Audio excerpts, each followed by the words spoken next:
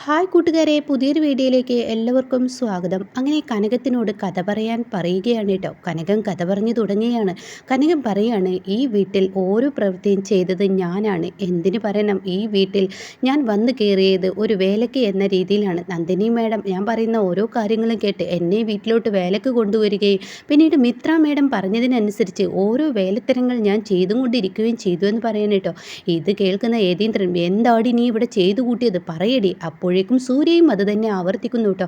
ഇതൊക്കെ കേട്ട് പത്മ ഒരുതരം വെറുങ്ങലിച്ചതുപോലെ ആയിരിക്കുന്നു. അങ്ങനെ കനകം പറയാണ്, വന്നത് മുതൽ ഞാൻ ആദ്യം സൂര്യ സാറിൻ്റെ മദ്യപാനം നിർത്താൻ നന്ദിനി തുടങ്ങിയപ്പോൾ അതിൽ വിഷം ചേർത്ത് നന്ദിനിയാണോ സൂര്യക്ക് വിഷം നൽകിയത് എന്ന് വരുത്തി തീർത്ത് ആദ്യം സൂര്യ സാറിനെ ഹോസ്പിറ്റലാക്കി. ഇതും മിത്ര മേഡം പറഞ്ഞിട്ടാണ്. പിന്നീടാണെങ്കിലോ വേദയുടെ പിറന്നാൾ വരുമ്പോൾ ഒരാളെ വേദയുടെ കൂട്ടുകാരനെ റൂമിലോട്ട് ഉള്ളിൽ വിളിച്ചു കയറ്റി എന്ന് നന്ദിനിക്ക് ഇല്ലാക്കഥ പറഞ്ഞു കൊടുത്തതും അതും ഞാനാണ്. പിന്നീട് ചെക്കിൻ്റെ കാര്യത്തിൽ അതും ഞാനാണ് ചെയ്തത്. അവിടെ ചെക്ക് നന്ദിനി കൊണ്ടുപോകുന്ന സമയത്ത് കിച്ചണിൽ എന്തോ വെച്ചിട്ടുണ്ടെന്ന് കരുതി അതെടുക്കാൻ പോകുന്ന സമയം കൊണ്ട് ഞാൻ ആ ചെക്കിൽ കൃത്രിമം ചെയ്തു. പിന്നീട് വേറൊരു കഥ ഞാൻ ചെയ്തത് സ്വർണത്തിൻ്റെ കാര്യം, അതും ഞാനാണ് ചെയ്തത്. അങ്ങനെ ഓരോരോ കാര്യങ്ങൾ എണ്ണി എണ്ണി പറയുമ്പോൾ ഇതെല്ലാം കേൾക്കുന്ന പത്മ എന്ത് പറയണമെന്ന് അറിയുന്നില്ല കേട്ടോ.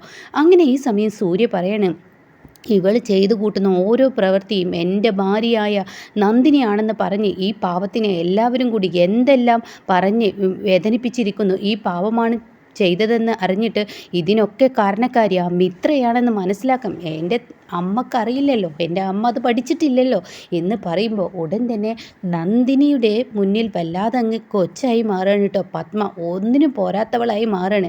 പിന്നീടാണെങ്കിലോ മിത്രയുടെ ഫോൺ കോൾ കനകത്തിൻ്റെ ഫോണിലോട്ട് വരികയാണ് കേട്ടോ. അങ്ങനെ ആഹാ, കറക്റ്റ് സമയം, ഈ സമയം തന്നെയാണ് ഇവളുടെ ഫോൺ വരേണ്ടത്.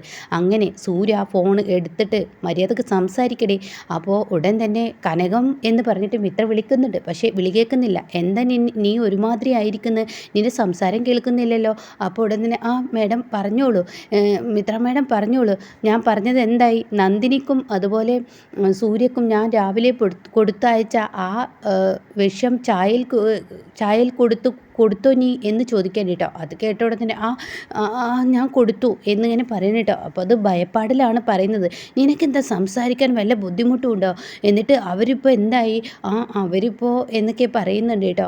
എന്തായാലും നീ ചെയ്യുന്നത് നല്ല കൃത്യമായി ചെയ്യും. നിന്നെ പിന്നെ ഒരു പണി ഏൽപ്പിച്ച് അത് നീ നല്ല കൃത്യമായി ചെയ്യുന്ന ഒരു പ്രവൃത്തി നിനക്കുണ്ടല്ലോ, അത് തന്നെ വലിയ ഭാഗ്യം എന്നൊക്കെ ഇങ്ങനെ പറയുന്നുണ്ട് കേട്ടോ. അങ്ങനെ ഈ വാക്കുകൾ അങ്ങ് കേൾക്കുമ്പോൾ ഉടൻ തന്നെ വലിയ സന്തോഷത്തോടു കൂടി ഇവിടെ ഇപ്പുറത്ത് മിത്ര നിൽക്കുകയാണ് കേട്ടോ. എന്നിട്ട് മിത്ര പറയുന്നുണ്ട്, എന്തായാലും ആ വീട്ടിലെ ആയ എവിടെയാണ്, ആ വീട്ടിലെ ആയ എവിടോട്ട് പോയി? അപ്പോൾ ഉടൻ തന്നെ എല്ലാവരും ആയ എന്ന് പറയുന്നത് ഇപ്പോൾ ആരെയാണ് എന്നുള്ള ആ ഒരു ഇതിലിങ്ങനെ നോക്കി നിൽക്കുമ്പോൾ ഉടൻ തന്നെ മിത്രയോട് കനകൻ ചോദിക്കുകയാണ്, ആരെയാണ് മേഡം ഉദ്ദേശിച്ചത് ആയ എന്ന്? അതാ പത്മയുണ്ടല്ലോ, പത്മ ആയ അതവിടെ ഇല്ലേ? അപ്പോൾ അത് കേൾക്കുന്ന എല്ലാവരും അന്തം വിട്ടു പോവുകയാണ് കേട്ടോ. മിത്രയുടെ വായിൽ നിന്നും പത്മയുടെ വാലിൽ തൂങ്ങി നടക്കുന്ന മിത്ര ഇന്നിപ്പോൾ പത്മയെ ആയ എന്ന് ഉച്ചരിക്കുന്നത് കേട്ടുമ്പോൾ രതീന്ദ്രനും അതുപോലെ ഇന്ദ്രജയും വേദയും വിജയൊക്കെ ആകെ ഞെട്ടി നിൽക്കുകയാണ് കേട്ടോ. അപ്പോൾ സൂര്യയാണെങ്കിൽ ഇത് നിങ്ങൾക്ക് കിട്ടേണ്ടത് തന്നെ എന്നുള്ള ലെവലിൽ സൂര്യ നിൽക്കുകയാണ്. എന്നിട്ട് കനകം പറയാണ്, ആ ആയ ഇല്ലേ, ആ ആയ എവിടെ പോയി? ആയയെ കാണുന്നില്ലല്ലോ. ആയ എന്തു പറയുന്നു? ആയയ്ക്ക് കിട്ടേണ്ടത് കിട്ടിയല്ലോ. അവർക്കൊരു വിചാരമുണ്ട്, അവരങ്ങ് കൽപ്പിക്കുക, മറ്റുള്ളവരെ അങ്ങ് ചെയ്യുക എന്നൊരു തോന്നലുണ്ട്. അവരുടെ കമ്പനിയിലോട്ട് പണിക്ക് പോയിട്ട് എനിക്ക് കിട്ടിയ സ്വീകരണം എനിക്ക് നന്നായിട്ട് അറിയാം. അവർ പറയുന്നത് പോലെയൊക്കെ ഞാൻ അങ്ങ് ചെയ്യുമെന്ന അവരുടെ വിചാരം. അപ്പോൾ ഇതൊക്കെ കേൾക്കുമ്പോൾ കനകമാണെങ്കിലും മേഡം സംസാരിക്കലേ എന്ന് പറയണമെന്നുണ്ട്. പക്ഷേ സൂര്യയുടെ മുന്നിൽ നിൽക്കുന്നത് കൊണ്ട് തന്നെ പേടിയോടുകൂടി ഇതെല്ലാം എന്നൊക്കെ പറഞ്ഞ് കനകൻ കേട്ട് നിൽക്കുകയാണ് കേട്ടോ.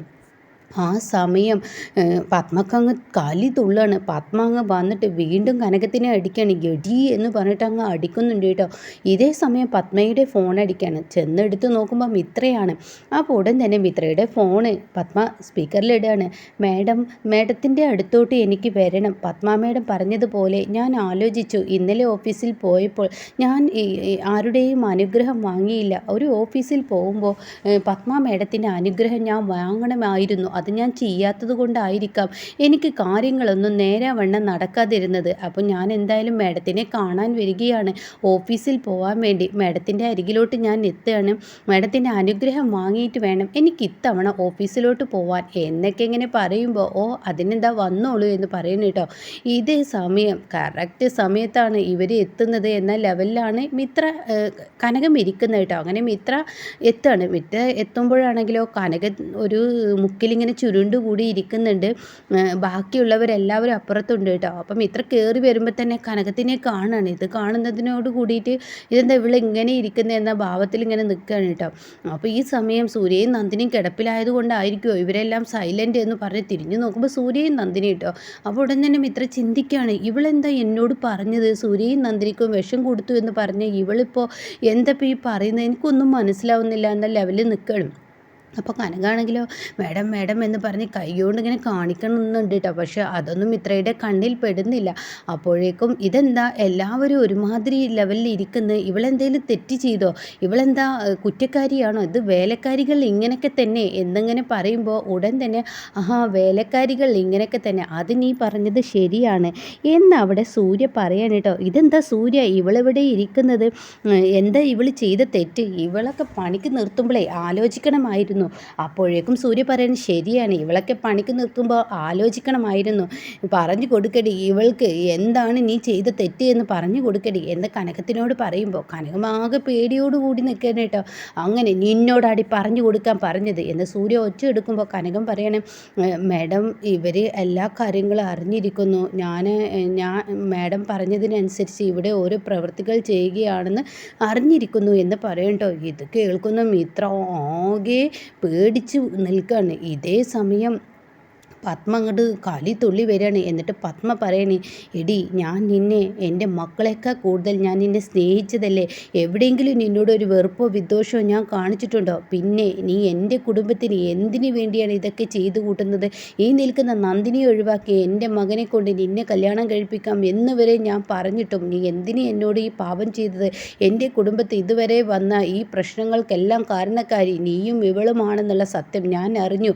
അതൊക്കെ പറഞ്ഞിട്ട് കനകങ്ങ് ദേഷ്യപ്പെടാനിട്ട്, എന്തിനു വേണ്ടിയാണ് നീ ഇതൊക്കെ ചെയ്തത്, എൻ്റെ മകൻ നിൻ്റെ കഴുത്തിൽ താലി കെട്ടിയില്ല, അത് ശരി തന്നെയാണ്, പക്ഷേ അതിന് ഞാൻ അംഗീകരിച്ച് നിൻ്റെ ഒപ്പം നിന്ന് എൻ്റെ മകനെ കൊണ്ട് നിന്നെ ഞാൻ താലി കെട്ടിക്കും എന്ന് വരെ പറഞ്ഞിട്ടും നീ എന്തിനു വേണ്ടിയാണ് എൻ്റെ കുടുംബം തകർക്കാൻ നോക്കിയത്, ഞാൻ ഈ വീട്ടിലെ ആയയാണല്ലേ, ഞാൻ ഈ വീട്ടിലെ ആയ, എല്ലാവരോടും കൽപ്പിക്കുന്ന ഒരായ, ഒച്ചയെടുക്കുന്ന ഒരായ, അവർക്ക് അവരാണെന്നുള്ളൊരു വിചാരമുണ്ട് അല്ലേ, അതെടി എനിക്ക് എൻ്റെ വീട്ടിലെ ഓരോ ആളുകളും എങ്ങനെ ഇരിക്കണമെന്നുള്ള ആ ഒരു ഇതുള്ളത് കൊണ്ട് തന്നെയാണ് പത്മയുടെ വീട് ഇങ്ങനെ പോയത്. അതുകൊണ്ടാണല്ലോ പത്മ ഇന്നിപ്പോൾ നീ ചെയ്ത തെറ്റിൻ്റെ ശിക്ഷ പത്മ അനുഭവിക്കുന്നത് നിന്നെ സപ്പോർട്ട് ചെയ്തതിന്. അപ്പോൾ ഉടൻ തന്നെ സൂര്യ പറയണം, എന്തായാലും ഇതൊക്കെ നന്ദിനി ചെയ്തു എന്ന് പറഞ്ഞിട്ട് നിങ്ങൾ എന്തെല്ലാം തരത്തിൽ നന്ദിനിയെ വേദനിപ്പിച്ചിട്ടുണ്ട്, എന്തിനു വേണ്ടിയാണ് നിങ്ങൾ നന്ദിനിയെ വേദനിപ്പിച്ചതെന്ന് മനസാക്ഷിയോടൊന്ന് ചോദിച്ചു നോക്ക്. ഈ പാവം എൻ്റെ ഭാര്യ ഇവൾ എന്തെങ്കിലും ഒരു തെറ്റ് ചെയ്തിട്ടുണ്ട്, ഈ മിത്രയാണ് ഈ കുടുംബത്തിൽ കയറിയ അന്ന് മുതൽ, ഈ കനകം കയറിയ അന്ന് മുതൽ ഇന്ന് വരെ ചെയ്ത തെറ്റുകൾ എന്നൊക്കെ പറഞ്ഞിട്ട് അങ്ങ് ദേഷ്യം പിടിക്കാൻ കേട്ടോ. അങ്ങനെ പത്മയുടെ മുന്നിൽ നന്ദിനി തെറ്റുകാരിയല്ല എന്നുള്ള സത്യം തിരിച്ചറിയുന്ന കിടുക്കൻ രംഗമാണ് കേട്ടോ ഇന്ന് നമുക്ക് മുന്നിൽ വരുന്നത്.